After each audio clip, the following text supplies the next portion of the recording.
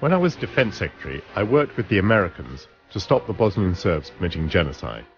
The Americans always put tough choices. They eyeballed me. Was I with them if it came to bombing? Would I see it through? America expects a lot from us, but rightly. I regard America as our greatest ally. I back Tony Blair in the support that he gives to the United States. But I also recognize that the long drawn-out approach to war with Iraq has divided Britain. The debate on whether the British government is right to be alongside America in a preemptive war has released a tide of anti-Americanism. I find it really dismaying to see how quickly America has lost the sympathy that it attracted after September the 11th, when London and New York were joined in fellow feeling. Some measure of anti-Americanism has long existed in Europe, but it was never as bad as now. Tonight at my dinner, I know that our perceptions of America as either good guy or bad guy polarize us to such an extent that it's hard to keep your cool. With me, a former Muslim Prime Minister, the radical left, a Frenchman, and an American joined the battle across the tablecloth with allies and foes from the British media. International politics are messy. Nobody has clean hands. Each side charges the other with giving comfort to dreadful regimes. No wonder, as we sit down, I have the sense that tempers will be frayed.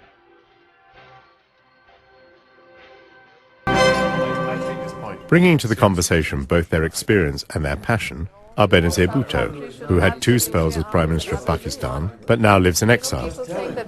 George Galloway has been a Glasgow Labour MP since 1987 and is one of the few parliamentarians who's actually met Saddam. Dr. Rana Kabani was born to a Muslim family in Syria, grew up in New York, and is an author.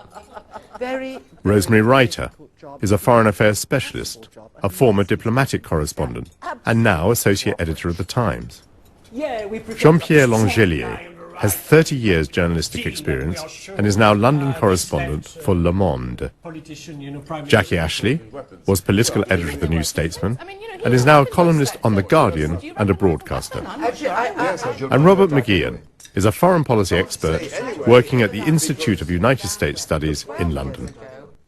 I was at a dinner party immediately after September the 11th in Islington, as it happens, and the people there were barristers, and the view around that table was that America had it coming. And I must say, my view is exactly the opposite. I mean, their view was that it was 10 years of American imperialism and arrogance that had preceded September the 11th. And my view is that it was 10 years in which actually the Americans had failed to respond to terrorism, with escalating terrorism against them, failed to respond to all Saddam's provocations and all his violations of the Security Council resolution. I mean, it seemed to me that actually it wasn't so much American arrogance that preceded September the 11th, it was a failure of American deterrence. But it's funny, I was at exactly the same sort of dinner party in another part of London, and I had come from the office where I'd been writing about it non-stop, arrived very late for dinner, just about the time of the coffee, and the mood of jubilation around the table was absolutely extraordinary. They deserve it. They deserve it. They've got their comeuppance at last. Isn't it wonderful that, you know, they've now got a taste of their... I found it very difficult, and I'm afraid you know, having just watched that scene of carnage and knowing how many non-Americans had also been killed. Most of them were non-Americans. Exactly. Yeah. Well, Rosemary, you must keep some very bad company, because I never met any such person, and I inhabit circles which are extremely critical of United States foreign policy, probably more than you do. I think that what people said was September the 11th was a very great crime, but it was not the first crime, and it was not the greatest crime. I said myself in the Commons, if you'd walked around the center of Beirut as I did in 1982, after an American armed Israeli army invasion led by General Sharon had leveled for weeks the capital of an Arab country, if you'd smelt as I had the stench of the dead bodies in Sabra and Shatila, then you would know that there have been other crimes in the world. Other crimes and bigger crimes than the one committed on September the 11th. And But Rana, you yourself wrote on September the 11th that this was America's just reward for its arrogance, didn't you? So you were one of those I'm people. afraid you misquote me completely. What I did say was that American foreign policy had a lot to do with the kind of anger and resentment and violence that we saw happen. And the crime that was committed on September 11th was very much to do with the repression in the Muslim world, with the repression in the Arab countries, and with the horrific repression of the Palestinians. I must agree totally with George Galloway when he says that that caused the kind of bitterness and resentment that we saw translated into terrorist acts. Actually, the period before September the 11th had been characterized by American interventions in favor of Muslims in Kosovo and in Bosnia. I disagree with that. I think there was an intervention that came very late in Kosovo and Bosnia after a great many The reason Muslims... it came late was because the Europeans were so hesitant. I'd rather you didn't interrupt me if you don't mind. It came very late. The Europeans were hesitant, and so were the Americans at the beginning. In fact, Clinton needed to be persuaded for a long time before he intervened. And he intervened precisely because he felt that already there was so much resentment in the Arab world and the Muslim world, and he tried in many ways to correct that aim, which Bush has now done away with completely.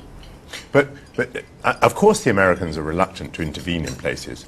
I mean, partly because they think Europeans ought to intervene in Europe, which I think is perfectly reasonable, and partly because Americans know that in a sense they can't win. If they do intervene, they're going to be blamed for being imperialists. If they don't intervene, they're going to be blamed for allowing murder to continue. And what I remember as almost the immediate precursor of September the 11th, 2001, was the offer that was made by Barak and Clinton in the Palestinian-Israeli talks of, September 2000, which seemed to be an enormously forthcoming offer on the Israeli part, which was, of course, completely rejected. The offer was really a way of keeping the Palestinian Authority as the policeman for Israel and doing what Israel is now doing itself, i.e. breaking all the movements that want an end to Israeli occupation.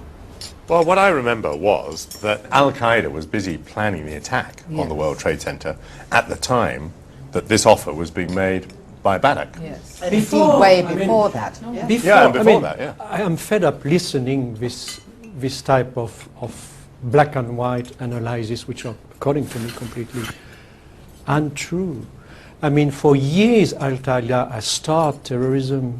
Don't forget Nairobi and the embassies and everything. I mean, bin Laden does not care at all about the Palestinian. You know this perfectly. You rightists say you're fed up. I'm fed up of you. I'm not a rightist. I'm fed up. I'm writing in a leftist paper. Unfortunately for you, I've read your stuff. The reality is, bin Laden was invented by the American and British right. So don't try and hang bin Laden on That's us. absolute rubbish. Osama bin Laden was an American and British agent in Afghanistan. Why are you laughing? He was given money and weapons with the other so-called holy warriors to fight by proxy America's war with the Soviet Union. This is a matter of fact, not opinion. That's a Osama matter bin of Laden fact. went there of his own free will, used a lot of his own money and his family's money. And who else's money? And exploited And who any else's money. money? And the Americans did, at one point back, of course, the Mujahideen. I think that they had no idea who bin Laden was. As for creating him, I think it was a mistake of ignorance. I don't think it was a sin of commission. No, they thought they had a tiger by the tail. But you can't have a tiger by the tail. That's why it's a tiger. I think bin Laden was pro-American initially himself.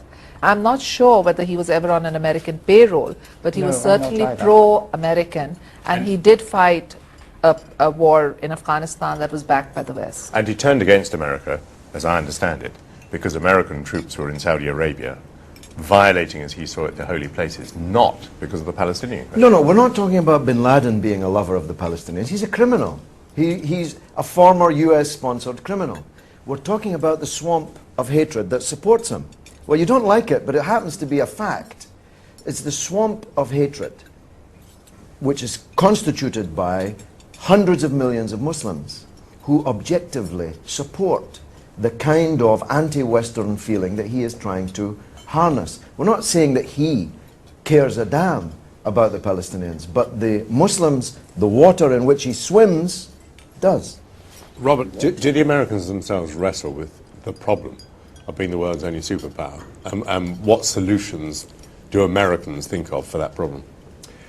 Well, first of all, and Bush made a point of saying this in his campaign, we're going to be, in effect, a gentle superpower. We're going to try not to be a bully, because I know one smiles at that now, but the lesson of international relations for the last several hundred years is that the balance of power operates when one power becomes too strong and starts to threaten the independence of the others, at which point they form a coalition against it to balance its power. This has not happened for the very simple reason that America has not been a very big bully. It is happening. Countries that were formerly close to the United States are now seething with anger. at Well, American they're policy. seething with rhetoric more than anger, I think. Britain. You see, you think it's okay that Tony Blair is on George Bush's side, but the British people are not. The Italian people are not. The Spanish people are not. The French and German people are not. If you want to take the populations of Europe and decide who's with America on the war and who's against it, that would be the democratic thing But to you, do. no, you, Very unfortunate we can't run a poll in Iraq. you isn't people it? on the left are, I think, so shallow about this. I mean, when it comes to war, you always want to take public opinion because, of course, public opinion is very worried about war. That's absolutely natural. But if we turn to a subject like hanging, I think you're less keen on a sort of rolling referendum as to whether we want to bring back capital punishment. And of course, Happy to have one. Governments do and governments should take positions which they've arrived at by their thought process, because that's exactly why we elect people to government, so that they will think things through with all the evidence and all the professionalism that they bring to it. Michael, does it not worry you that if you look at the polls here and you look at the polls in France and Germany and Italy and Spain, people are hugely against going ahead soon with military I action think it against would Iraq? almost That worry me if surely they has to be a weren't. democratic worry, doesn't it? The point I was going to make was that, that George Bush, on this occasion, has gone these huge lengths with the United Nations, whereas on previous occasions he did not, and it wasn't even demanded broadly. I think he that did it. should. Well, it was demanded. It just wasn't demanded in your little circle. In my circle, no. He did it for Tony Blair. And the only reason they're holding back is because it may well sink the political career of Tony Blair. If I were Tony Blair, I might, in the dark moments of the night, ask myself what I thought of this policy. You know, 4 months ago there was a danger that the United Kingdom and the United States would be isolated if they didn't go to the United Nations. In the interim now, we've had 4 months of economic crisis or economic tension. We've had pretty much the destruction of NATO, the splitting of the European Union, possibly the destruction of the United Nations, and at the end of it, Britain and the United States are still isolated. Brilliant. Great piece of diplomacy. this I is must Yeah, say. but it was what you lot advocated, that he should go to the UN. This is very important. you This can't is very blame that important. for This is a very important point, because since the Suez crisis almost 50 years ago, the basic policy of UK was not to choose between Europe and America. And now for the first time a Prime Minister has chosen. So, and it's ironic because it's one of the most pro-European European Prime Ministers since Edward if.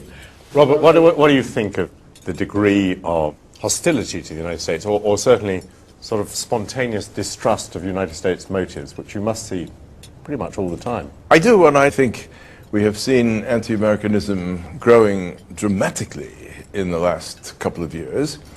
And I think that's probably been coming along for a while since the end of the Cold War, because nobody likes top dog and so on. And then we got an administration on January 21st, 2001, which I think rubbed the fur of every international pussycat the wrong way. Because the style of the Bush administration, as distinct from the substance, which was quite defensible, the style irritated people enormously, so that even those who in their wildest moments would never have welcomed 9/11 when it happened might have felt a little bit of satisfaction of some sort, sick as that may be. But everyone supported the United States in the war against Afghanistan. There was a total unity. Practically every single Muslim country joined the coalition. Indeed, sure. Now there is a rising tide of anti-Americanism. There is an apprehension that there is an American rage against the Muslim people. There's an apprehension, and I think that there's a need to clarify this. There's a fear that after Iraq, it could be Iran, or it could be Syria, or it could be Lebanon, or it could be Pakistan. So I think something needs to be done to narrow the gap that is now emerging between the Muslim and non-Muslim world. George talked about the swamp in which the extremism could breed, and I half agree with him, although I think I might mean something different. But isn't part of the swamp the very dictatorships that you refer to, that within totalitarian societies, of course it is possible for that sort of hatred to grow up? And I'd ask George to think that, you know, one of the things that's in prospect, in Iraq anyway, is that the American action is going to bring about at least some liberalization, some social and some economic freedom. If you think that democracy is going to emerge from the slaughter in Iraq, then frankly, Michael, you forgive me saying so, you know nothing about Iraq and you know nothing about the Middle East. Iraq will atomize into a kind of Yugoslavia on top of the world's biggest oil fields. Clan against clan, family against family, sectarian group against group, nation even against nations. When the Turks invade Kurdistan, when Kurds are in Baghdad, when the Shia forces come across the border from Iran, believe me, the last thing you're going to have is democracy. You're going to have a jigsaw puzzle even more problematic than the one that exists. So what future for Iraq? Well, when I was supporting the Iraqi Democrats who wanted to bring about democracy in their country, British and American businessmen and diplomats were inside the embassies selling them guns and gas. The Iraqi Communist Party, which you supported. I did support the Iraqi Communist Party, and I support it still. Not some of our idea of Democrats. Well, better than Saddam Hussein. Certainly better than Certainly better than Saddam Hussein, whose courage you've also saluted. Right-wing hatchet women like you were describing people like me as commie troublemakers when we called for democracy in Iraq, because it was bad for business, because you were doing very, very good business with Saddam. British capitalism, as the arms to Iraq affair makes very, very clear. Why you never criticize Saddam Hussein regime? Or the Soviet Union, which Never. was also doing excellent business. You're a with foolish Saddam. man as well as being a right-wing man. Look, your heroes, the Soviet Union, were doing excellent business with Iraq too. You're very free with your insight. Criticize Saddam I now. have been condemning the Saddam Hussein regime since the 1970s. For what? For a brutal tyranny, for crushing all political opposition, for being a one-party state dictatorship. I have done that in the House of Commons, on public platforms. These are facts that can easily be checked. It is also a fact that you have more recently saluted Saddam's courage, his No, I didn't. indefatigability. No, I didn't. You, no, sir, I didn't. you said. Just like you misquoted Ms. Kabane, you're now misquoting me. But may I say something else here? I think in the case of Afghanistan, America had been attacked. So people understood, sympathized, and joined with America in pursuing the attackers. With Iraq, the principle is a new one for the world. Yes. This is the principle of preemptive attack. In America, there are the victims of the World Trade Centers, and they have said never again. So the feeling in America, which is the soil where the attacks took place, is we are going to go in for preemptive, we have the military strength, we're going to defend ourselves, whatever the rest of the world says. But outside, people are unwilling to join the concept of preemptive attack. But precisely because the principle is so novel, I think you underestimate the extent of the United States diplomatic achievement. Because actually the entire world agrees, not necessarily about the war, but they agree that Iraq is a huge problem that needs resolution. And even, you know, around the United Nations Security Council, you won't get a single nation that says anything other than this is a huge problem, it has to be solved. We believe that Saddam has weapons of mass destruction, and the argument is on the fairly narrow ground The tactic. of tactics and the time that should be taken and how many last chances I there think should be. Benazir made the key point when she said that the Americans are now moving to this preemptive thing. You know, we think at some point in the future you may threaten us, therefore we're going to bomb you. I mean, that is the basic problem people have today with the American position as, you know, what does that mean? If I think someone looks as though he might mug me when he grows up and is 15, do I then go and lock him up? I mean, you can't go around the world saying you could be a threat at some point in the future. No, but you're exaggerating. You're exaggerating. Well, I'm not. This is why so many people have a problem, I think, with the present Well, a prospect lot of military people have a lot of action. problems who don't know very much about what's going on, Well, people including don't need the to know million that people in the much, streets but, you on know. February 15th demonstrating Well, I think that's just for patronising peace to when say they were people actually don't know. making the war more likely. No, they're not. Why are they making the war more likely by demonstrating? Because we're playing a game with Saddam Hussein, who loves to This play. is the trouble. We've been told all along it's just a bluff, and so long as we go along with the bluff, in the end it'll be all right. But, you know, the bluff is about to be called, isn't it? Those bombs are Yes, about to go in. and not a moment too soon. Because if Well, anyone... there you are. You see, it's wasn't not a No, bluff. no, you see, no. that's the point. If anyone thinks that Saddam would have done anything at all without looking down the barrel of a gun, they don't understand him or international relations. Iraq was under a definite, clear, binding obligation, which it accepted, to get rid of those weapons, and has been defying international law for a dozen years. Rosemary, I think that could Rosemary, have been how put well do you better think- how by well- American diplomacy. Rosemary, and how indeed well by do you all think of our those diplomats. semantics are accepted in the Muslim and Arab streets? I How don't well do expect you them to think- convince how you, well- but, how well but do you law think- to me is not How merely well do you semantics. think it's taken that Israel can occupy its neighbors since 1967, can build illegal settlements, can day and daily crush Land the for peace, and there are two sides of land for peace. But they get punished by being forced to participate in the Eurovision Song Contest, while Iraq is endlessly besieged, bombed, and now about to be Well, invaded. I How think- well do you think that very subtle distinction that you make, that sophistry that you deploy? It is not a subtle distinction. Happily How well for do you think? How well do you think it's taken in the Muslim streets? George and Rana and many other people seem to me to have an argument that goes something like this. America has made mistakes in the past, which in some way prevents America from putting those mistakes right now. Following September 11th, it's not surprising that the United States has reassessed its security and seen its failure of deterrence in both of these avenues to be finally linked. And it has to re-establish that deterrence. It's But going to make why it. is it a failure of deterrence rather than a failure of vision and of policy? Why should we think of it as something that is after the fact? Why is it not that since the Nixon administration and since Henry Kissinger, we've had a kind of policy vis-à-vis the Middle East in particular, but vis-à-vis other parts of the world like Central America, like Africa, like the Far East, where you had a real failure of American vision. So the whole talk of democracy and liberalization and freedom is really cant and propaganda. But That's but all I it think is that's- to people who have lived under the kind of attacks that the Americans instigated against their countries. Michael, the elephant that's sitting in the corner that we're not mentioning is the persona of George W. Bush. I mean, we have an American president here. I mean no offense to him. I'm not anti-American. I have a shelf full. I'm a world authority on the American Jew, Bob Dylan. I have to say that there is a major crisis for American credibility in the world because of the president. Yeah, I agree. Because of the character, the abilities, the perceived intellect, the style And of the what, rhetoric, and the and the advice. rhetoric I mean, of the president. It symbolized everything which old European people hate.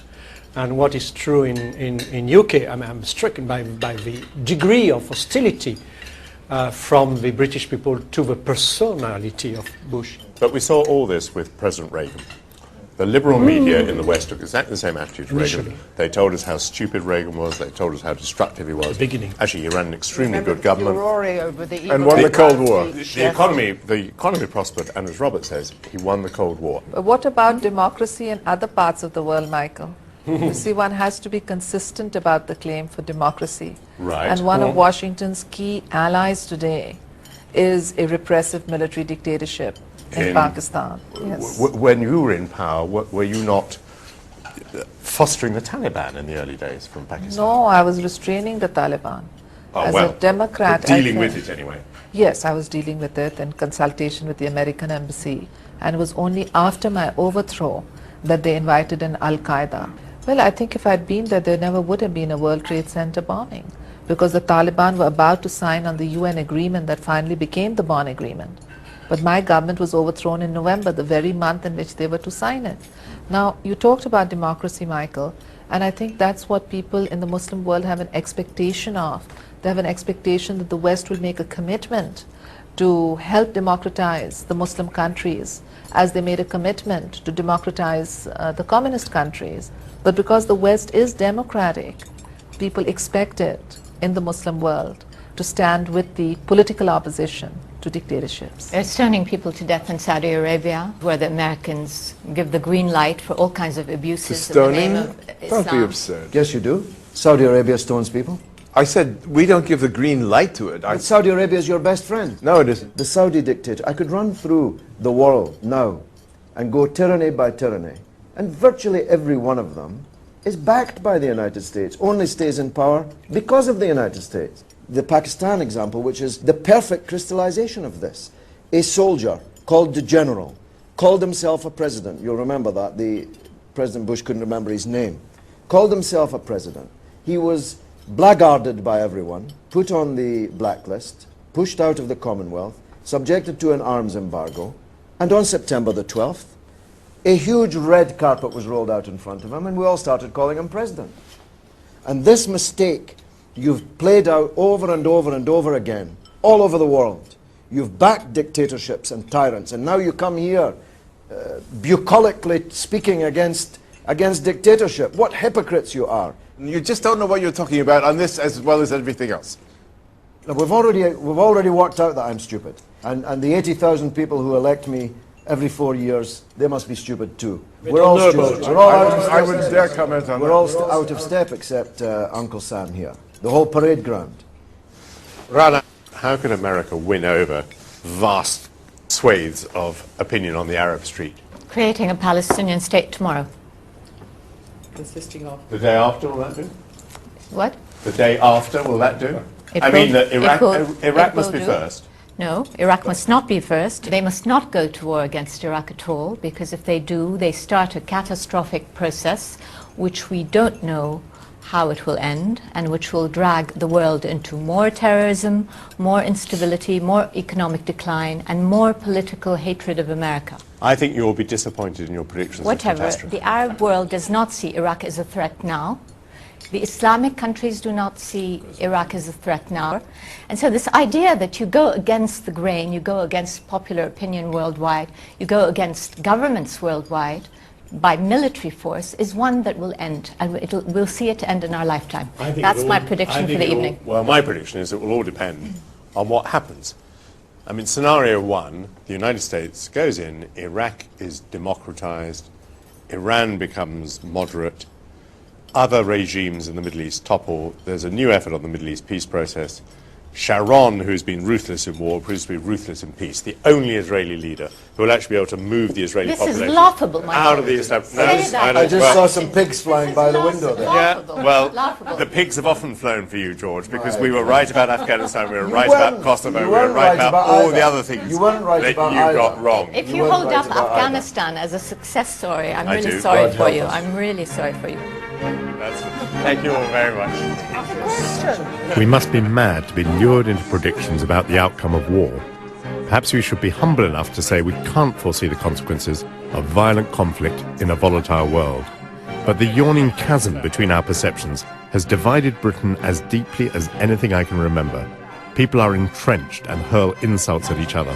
Whatever successes and disasters lie ahead, our politics and even our society will long be scarred by where we stood during the Iraq crisis, for or against America.